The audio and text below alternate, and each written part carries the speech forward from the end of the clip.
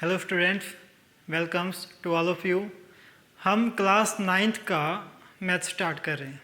Class 9th के maths में हम सबसे पहले चैप्टर 6 स्टार्ट कर रहे हैं। चैप्टर 6 का इंट्रोडक्शन हम आपको पहले दे रहे हैं, उसके बाद क्वेश्चंस इसके स्टार्ट करेंगे। चैप्टर 6 में जो इंट्रोडक्शन है वो काफ़ी आपने क्लास 8 में भी पढ़ा होगा, उसका कुछ रिवाइज करा रहे हैं आपको। जो आपने क्लास 8 में पढ़ा था उसी बेस पे क्लास 9th में अब चैप्टर 6 है लाइन एंड एंगल्स का। जो चैप्टर 6 है इसका नाम है lines and angles. Lines and angles. तो सिंपली जैसे एक लाइन होती है, लाइन को हम कैसे डिफाइन करते हैं कि कोई भी इस टाइप से हमने खींच दी, उसको कितना भी इस साइड में बढ़ा दें या इस साइड में बढ़ा दें, उसको लाइन बोलते हैं। ठीक है, इसकी मीन्स कोई फिक्स मेजरमेंट नहीं होती है, कितनी वो लंबी हो सकती है, कितनी वो छोटी हो सकती है, लेकिन बिल्कुल स्ट्रेट होने चाहिए उसमें। ठीक है, कोई भी बैंड वहाँ पे कहीं पे ना होना चाहिए, मीन्स ऐसे कोई ना होनी चाहिए, इसको हम लाइन नहीं बोलेंगे। लाइन का मीन्स बिल्कुल स्ट्रेट। ठीक है, उसमें कहीं पे भी कोई बैंड नहीं आएगा, उसको हम लाइन बोलेंगे। उसके बाद एक होता है लाइन सेगमेंट। लाइन सेगमेंट में क्या होता है कि दो फिक्स पॉइंट आ जाते हैं मेरे पास, दो फिक्स पॉइंट आ जाते हैं। जैसे ये आ गए, एक पॉइंट ये है, एक पॉइंट ये है, मीन्स ये भी एक लाइन है, लेकिन इसमें क्या कंडीशन ये है कि इसको हम ना तो इस साइड में बढ़ा सकते हैं ना फिर इस साइड में। इसकी एक फिक्स लेंथ है, कुछ भी लेंथ हो सकती है। तो ये हो गई लाइन, ये लाइन सेगमेंट। इसके बाद एक टर्म आती है रे, उसमें केवल एक फिक्स पॉइंट होता है और इसको हम एक साइड में कितना ही बढ़ा सकते हैं, या फिर यहाँ पे हम एक फिक्स पॉइंट दें और इसको इस साइड में कितना ही बढ़ा दें। इसको हम बोलते हैं रे, जिसका केवल एक फिक्स पॉइंट होता है। ठीक है, तो ये तीन चीज़ें थी, लाइंस, लाइन सेगमेंट और रे। इसका पता लग गया। अब लाइन पे जैसे हमने एक पॉइंट दे दिया, ये तो एक ही पॉइंट है, इसके साथ में एक और पॉइंट दे दिया, ये ऐसे ये पॉइंट हो गया। अगर मैं इनमें और भी पॉइंट डाल दूं बीच में, तो मेरे पास क्या हो जाएगा, ये एक लाइंस की शेप में आ जाएगी। ऐसे यहाँ पे और पॉइंट डालता जाऊंगा मैं बिल्कुल पास पास में, तो मेरे पास क्या आ जाएगा, ये इस टाइप से एक लाइन बन जाएगी। तो मीन्स लाइन बनाने के लिए मुझे क्या चाहिए, कम से कम 2 पॉइंट चाहिए। ठीक है, कम से कम कितने पॉइंट चाहिए, 2 पॉइंट चाहिए, 2 या 2 से ज़्यादा पॉइंट हो। मीन्स जहाँ पे 2 या 2 से ज़्यादा पॉइंट होंगे वहाँ पे क्या बनेगी, लाइन बनेगी। और एक लाइन पे कितने पॉइंट्स होंगे, एक लाइन पे बहुत सारे पॉइंट होते हैं, इनफाइनाइट नंबर ऑफ पॉइंट्स। तो ये बात होगी। इसके बाद हम एंगल्स की बात करेंगे, लाइंस में इतना ही है। इसके बाद हम एंगल्स की बात करेंगे, उसके बाद दोबारा से लाइंस पे आएंगे। तो एंगल्स कैसे बनते हैं, एंगल बनाने के लिए मुझे क्या चाहिए, किस चीज़ की आवश्यकता पड़ेगी एंगल्स के लिए। एंगल्स के लिए मुझे 2 लाइन चाहिए। एक लाइन ये हो गई, एक ये हो गई। वैसे तो हम इनको लाइन बोल सकते हैं, लेकिन अभी हमने बताया जिसका एक फिक्स पॉइंट है उसको हम क्या बोलते हैं, रे बोलते हैं। तो यहाँ पे ये जो पॉइंट है ना, ये हमारा फिक्स पॉइंट है। यहाँ से ये है और यहाँ से ये, इस साइड में कितना भी जा सकती है, ये इस साइड में कितना भी जा सकती है। ठीक है, तो मेरे पास 2 रे हैं, एक तो ये है और एक ये है। इनके बीच का जो रोटेशन है ये, इसको हम एंगल बोलते हैं। ये जो चीज़ है इसको हम एंगल बोलते हैं। अब आपके दिमाग में डाउट हो कि इसको हम अगर यहाँ से मापेंगे तो छोटा है, यहाँ से मापेंगे तो बड़ा हो जाएगा, यहाँ से मापेंगे बड़ा हो जाएगा, यहाँ से मापेंगे और बड़ा हो जाएगा। तो देखो क्या होता है कि मेरे पास ये है कुछ ऐसे इस टाइप से, ये जो बना है ये कैसे बना है, 2 रे ली मैंने, एक तो ये और एक ये, उससे बना है। अब यहाँ की जो मैं एंगल की बात कर रहा हूँ ना, वो एंगल इन दोनों के बीच का डिस्टेंस नहीं है। मीन्स जैसे आप ऐसे मापो कि ये छोटा डिस्टेंस है, ये बड़ा डिस्टेंस, ये उससे बड़ा, उससे बड़ा, तो कौन सा डिस्टेंस है। मीन्स ये जो एंगल की बात हम कर रहे हैं इन दोनों के बीच का डिस्टेंस नहीं है, ये क्या है कि ये जो रे थी, एक रे हमने ऐसे ली यहाँ पे, ठीक है, एक और रे मैंने इसी के ऊपर दे दी। तो मैंने क्या किया, जो सेकंड रे थी उसको यहाँ से उठाया और ऊपर की साइड में मोड़ दिया। जैसे मेरे पास ये दो हैं मार्कर, बिल्कुल ऐसे हैं इस फॉर्मेट में, तो मैंने क्या किया, इसको यहाँ से उठाया और इसको ऐसे रोटेट कर दिया। तो अब जो इनके बीच का जो बन रहा है उस चीज़ को हम एंगल बोलते हैं।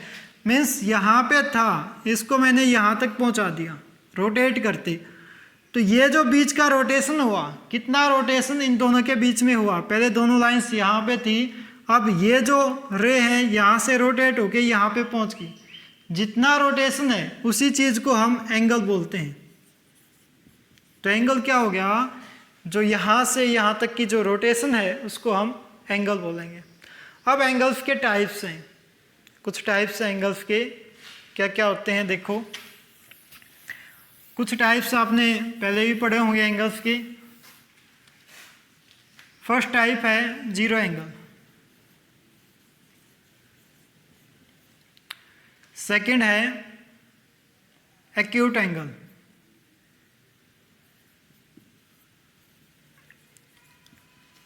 थर्ड है राइट एंगल,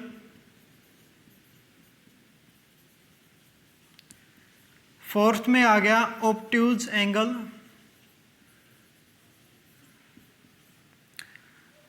उसके बाद कंप्लीट एंगल, उसके बाद स्ट्रेट एंगल,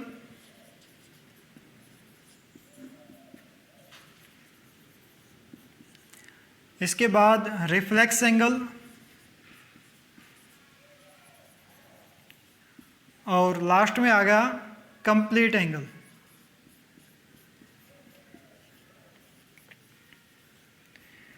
तो अब इनको हम वन बाय वन डिस्क्राइब करेंगे।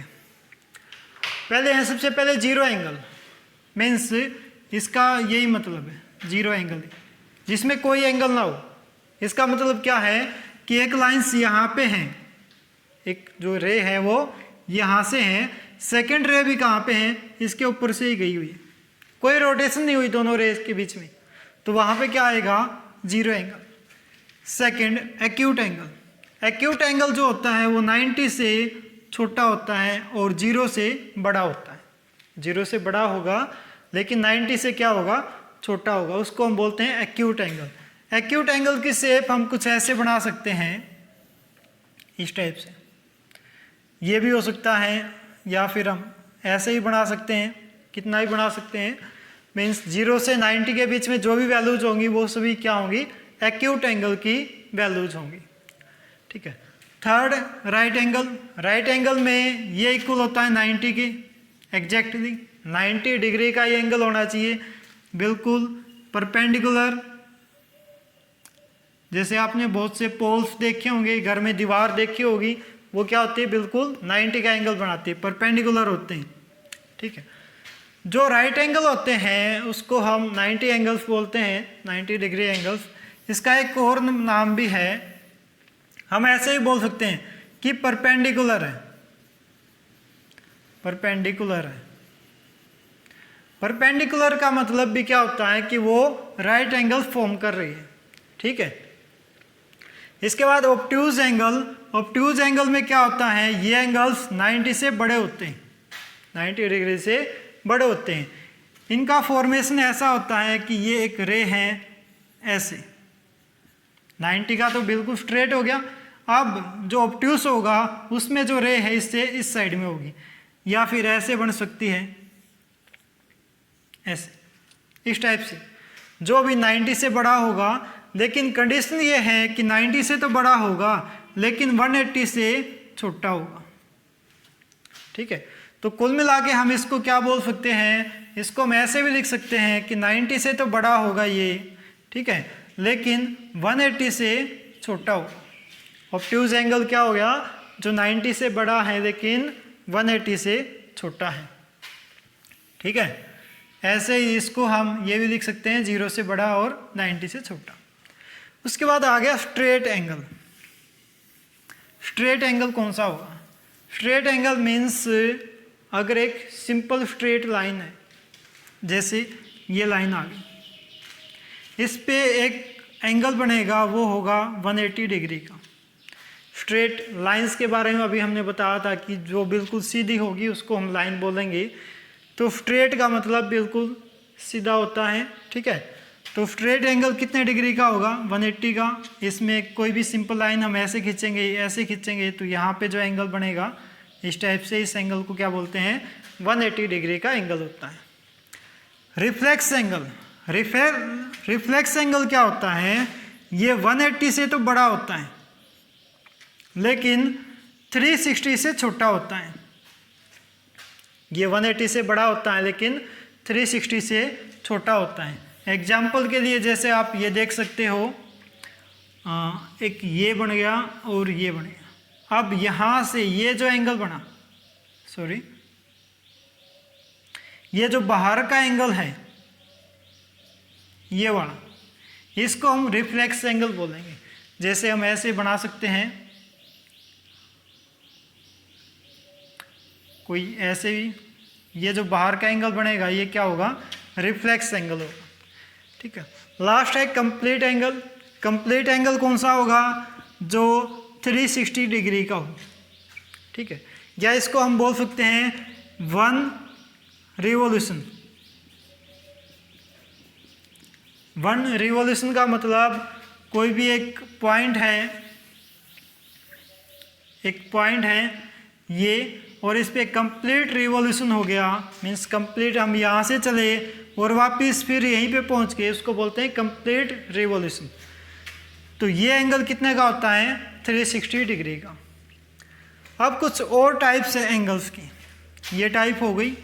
इसके बाद एडजेसेंट एंगल कौन से होते हैं, वर्टिकली अपोजिट एंगल कौन से होते हैं, और लीनियर पेयर कौन से होते हैं, उनके बारे में बात करेंगे।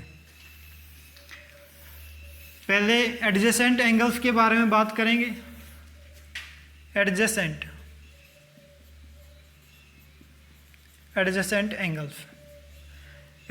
एंगल्स जो बिल्कुल साथ में हो। जैसे एडजेसेंट की बात करें तो एडजेसेंट साइड कौन सी होती है? जैसे ये साइड है और ये साइड है जो आपस में मिली हुई है, ठीक है। ये दोनों एडजेसेंट साइड है, ये दोनों भी एडजेसेंट है, ऐसे ही इन दोनों को हम बोल सकते हैं एडजेसेंट है।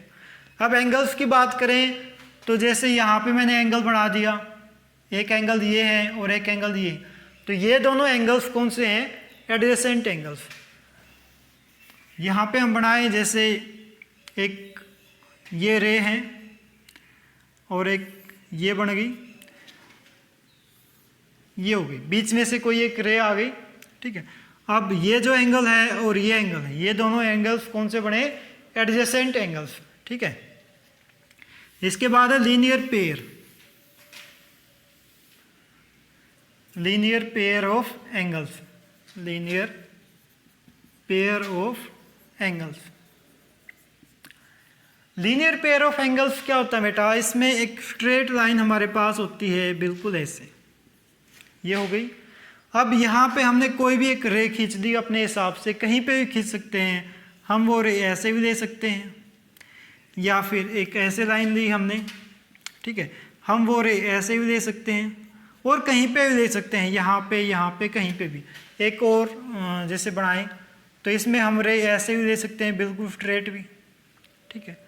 अब कंडीशन क्या होगी कि अगर इन दोनों का सम अगर 180 के इक्वल है तो हम बोलते हैं इनको लीनियर पेयर। अगर इन दोनों का सम 180 है, जैसे इसको नाम दिया मैंने 1 2, यहाँ पे भी 1 2, यहाँ पे भी 1 2, मीन्स एंगल 1 प्लस में एंगल 2 दोनों का सम अगर 180 है तो हम ऐसे एंगल्स को क्या बोलते हैं? Linear pair of angles. कब होगा दोनों का सम 180? जब वो दोनों एक लाइन पे हों। अगर दोनों एक लाइन पे हैं और दोनों का सम 180 है, उन एंगल्स को हम क्या बोलते हैं? लीनियर पेयर ऑफ एंगल्स, ठीक है। तो ये हो गया हमारा। इसके बाद वर्टिकली अपोजिट एंगल्स कौन से होते हैं? लीनियर पेयर्स को हम इन जनरल एलपी लिखेंगे अब आगे से, LP का मतलब लीनियर पेयर, ठीक है। उससे आगे vertically opposite angle, vertically opposite angles.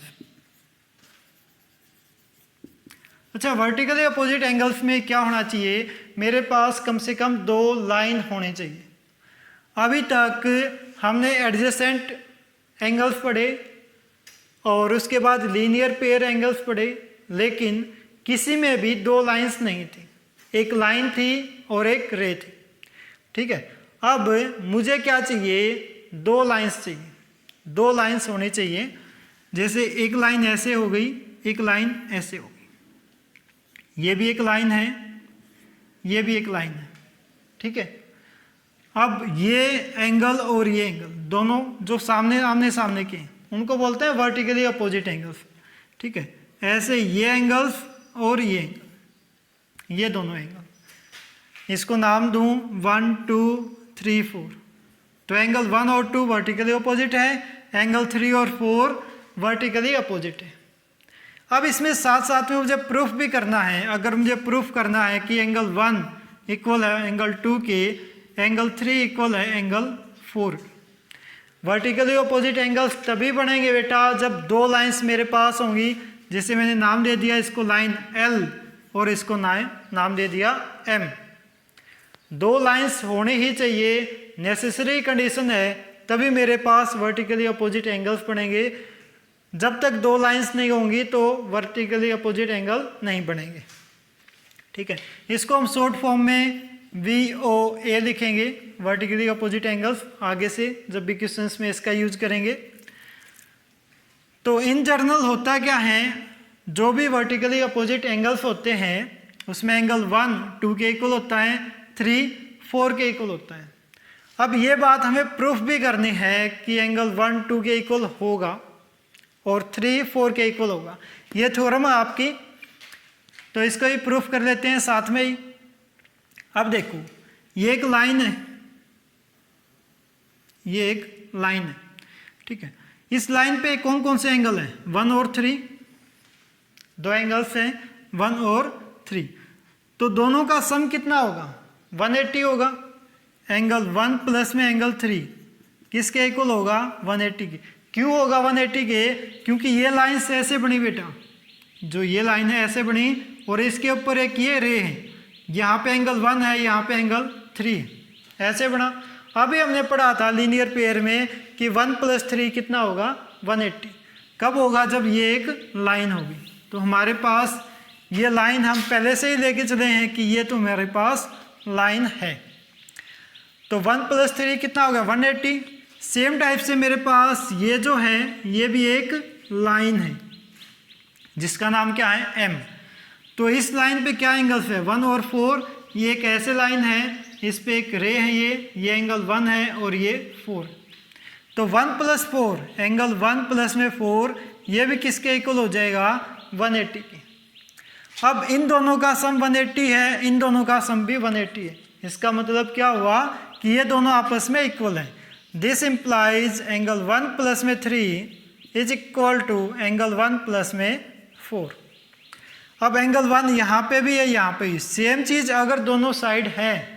कब है दोनों साइड, जब बीच में इक्वल टू का साइन है और मेरे पास 2 साइड हैं, एक इस साइड में एक उस साइड में, और सेम चीज़ है तो वो कैंसिल आउट हो जाती है।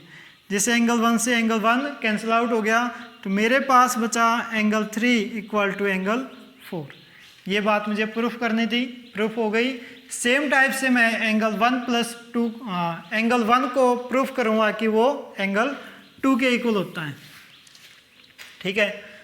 तो एंगल 1 + 2 में हमने लिया एक तो ये एंगल, अब ये स्ट्रेट लाइन ली तो 3 + 4 आ जाएगा मेरे पास, और यहाँ से क्या आ जाएगा, 2 + 4। ऐसे दे सकते हैं, या फिर ऐसे दे लें हम 1 + 3 और 3 + में 2। तो हमने लाइन्स ली L लाइन पे क्या है, 1 और 3। तो मेरे पास एंगल 1 + में 3, इन दोनों का सम कितना है, 180 डिग्री। उसके बाद ये लाइन मैंने ली, ये लाइन। अब की बार इसमें ये साइड दी है, ये लाइन है और इसका ये साइड है, ये एंगल है, ये है, इसका नाम 3 है, इसका नाम 2 है, ठीक है। तो दोनों का सम कितना होगा 180। यहाँ से आ गया एंगल 3 प्लस में एंगल 2, ये भी कितना होगा 180 डिग्री। अब बात सेम है, ये दोनों 180 के इक्वल हैं, ये दोनों 180 के इक्वल है, मीन्स ये आपस में भी इक्वल होंगे। दिस इम्प्लाइज एंगल 1 प्लस में angle 3 is equal to angle 3 plus में एंगल 2। ये कैंसिल आउट हो गया, दोनों साइड है, तो एंगल 1 किसके इक्वल आ गया, दिस इम्प्लाइज एंगल 1 इक्वल होगा एंगल 2 के। तो अब से आगे हम हर एक क्वेश्चंस में, काफ़ी क्वेश्चंस में इनका यूज़ करेंगे, ठीक है। जहाँ भी इन क्वेश्चंस में इस रिजल्ट का यूज़ करेंगे वहाँ पे हम क्या लिखेंगे, VOE। इसका मतलब क्या होगा, वर्टिकली अपोजिट एंगल्स। ये आपकी थ्योरम थी, चैप्टर 6 में कंप्लीट हो गई है, इसका इंट्रोडक्शन यही था। इसके बाद हम एक्सरसाइज 6.1 स्टार्ट करेंगे।